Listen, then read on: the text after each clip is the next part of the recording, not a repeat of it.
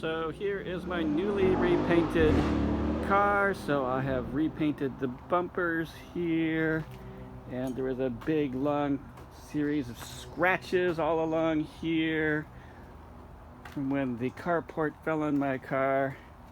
And I think from like 10 feet you really can't tell. Maybe you can see, maybe in the glinting in here you can see, yeah, there's a line between the old paint and the new paint here.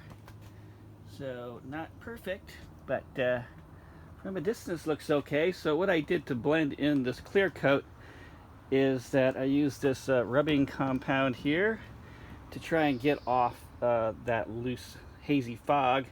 I also use a bit of 1500 grit sandpaper in the really bad areas, and then I so you might sand it a little bit and then put the polishing compound with the rags here, applying very firm pressure, and then I applied some wax on the surface and then buffed it in with this orbital sander.